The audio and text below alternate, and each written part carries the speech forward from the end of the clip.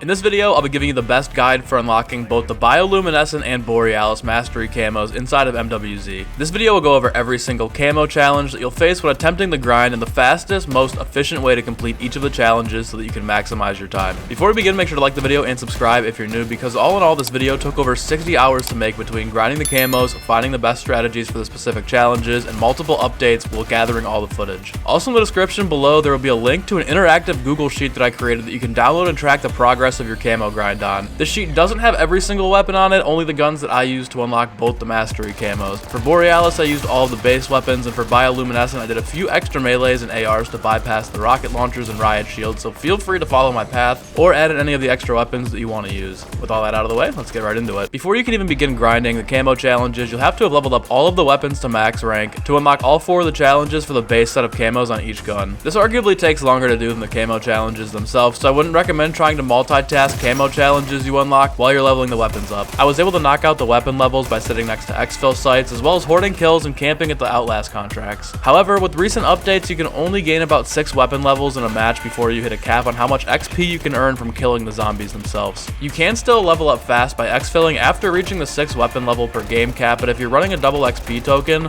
you're gonna waste a good chunk of your time by going back to the lobby to restart every 15 minutes. I would highly recommend going into multiplayer and playing Rustman or Shipment 24/7 playlists to maximize the time spent on grinding out weapon levels. Now when I did this, I usually leveled up an entire class of weapons, did all the camo challenges I could for that set before moving on to leveling up another class of weapons. I wouldn't do that now though. I'd seriously just grind out maxing out all of your guns before you'd even start your camo challenges. But once you do finally get all the weapons that you'll need maxed out, you can begin the camo grind. The challenges for both Bioluminescent and Borealis are all the same, meaning that you'll never run into a challenge grinding Bioluminescent that you didn't face while doing Borealis.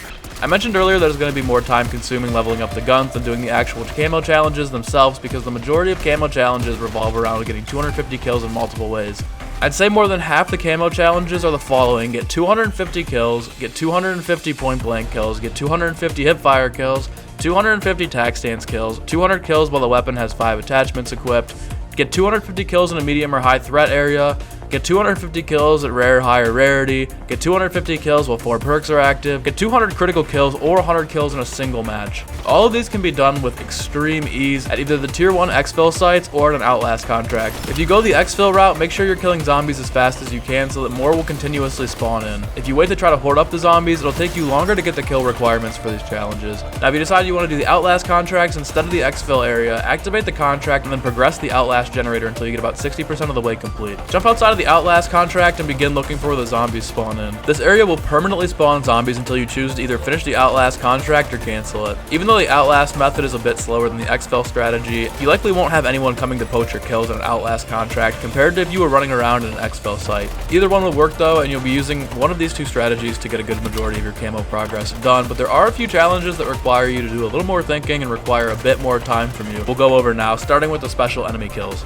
Some of your weapons will have a challenge requiring you to either kill 10 manglers, 5 mimics, 30 hellhounds, or 10 disciples. While it can be quite a struggle finding these enemy types, I'm going to give you some tips on how to find them specifically around the map. For the mangler kills, you're going to want to repeatedly call for exfil in a tier 1 zone. Manglers will constantly spawn if you mow down zombies, and you can get up to 10 manglers to spawn in a single exfil. You can find them at other places if you so choose, like ACV contracts, but this is the absolute fastest way to get those kills done. For the mimic kills, you're going to want to go to as many infested strongholds as you can. A tier 1 infested stronghold will always spawn 1 mimic at them, while the tier 2 infested strongholds will likely spawn 2 mimics apiece. If you pull up to an infested stronghold and you don't see any of them, run around inside of them looking for chests, because most of the time, especially in tier 1, the mimics will be posing as loot crates. I'd also recommend picking up depth perception to help see them through walls to maximize your time. Now for the hellhound kills, I would suggest camping at an Outlast contract, because every time the zombie spawn resets, 1 or 2 hellhounds usually spawn in with them. And for the last special zombie, we have the disciple. This is the one that I've seen the majority of players struggle with while trying to get it done quickly. When I first started the grind, I was lucky to see 8 disciples in one game, but with a few recent patches, they're more likely than ever to spawn around tier 2, specifically if you're doing an ACV escort. You want to be kind of stocked up for this so that you can get the ACV all the way through to the last portal to maximize your disciple spawn, so I'd suggest using some of your schematics so you don't have to spend any time setting up in the game for these. You can also find disciples at tier 2 Outlast contracts, but the ACV escorts have the highest spawn rate for disciples out of any contract in the game.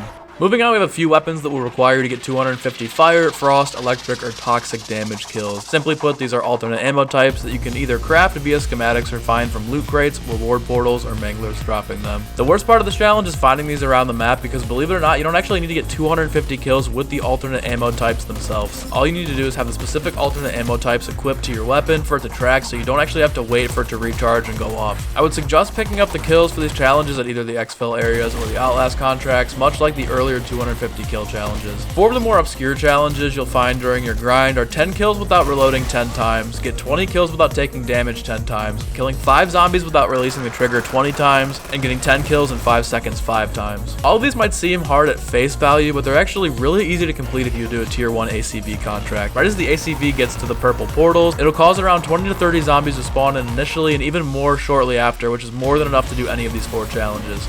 The only thing to take note of is when you're doing the 20 kills without taking damage 10 times, there's a bug that prevents tracking for these kills. It may have been fixed, but if you're having issues with this, get the untouchable medal to show up after 20 kills without taking damage, and then let one of the zombies hit you. It seems as though it doesn't track properly if you're not hit, so if you don't allow that to happen, you could go the entire game without unlocking the camo challenge after killing thousands of zombies. This might be fixed by the time you're watching it, but if not, maybe just get hit to be safe and reset the tracker.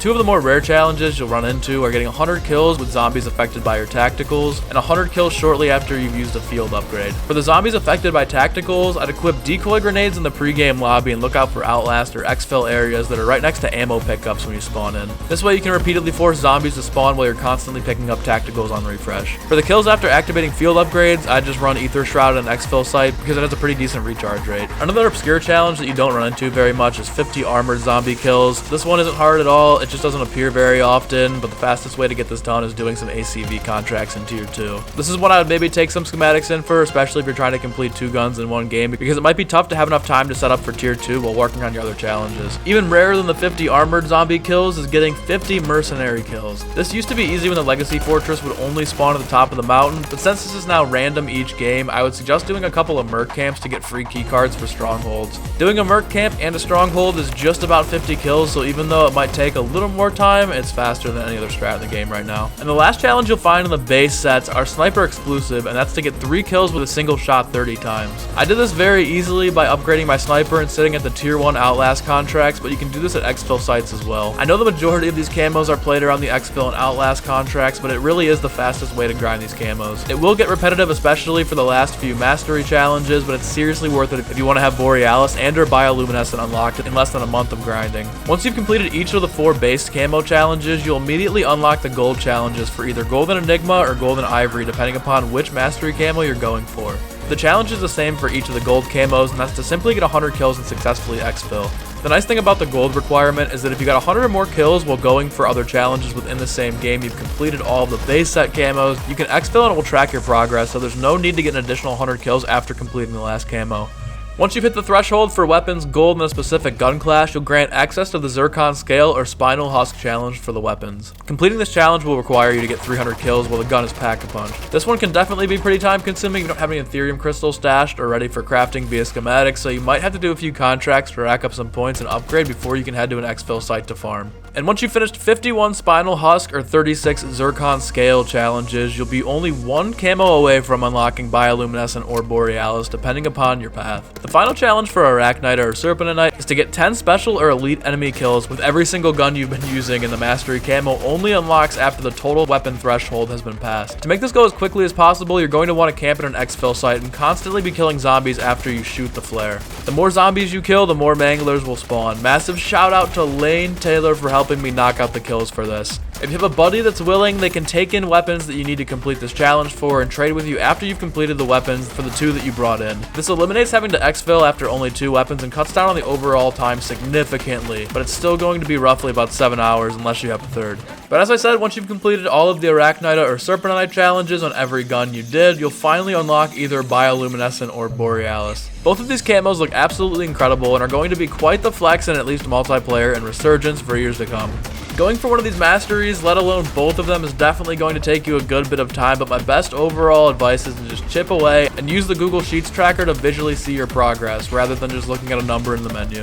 If you found this video to be helpful in any way, shape, or form, please drop a like and subscribe if you're new. Like I said, it's been quite a grind, but shout out to everybody that's helped me along the way, because many of you have saved me a ton of time in getting these camos.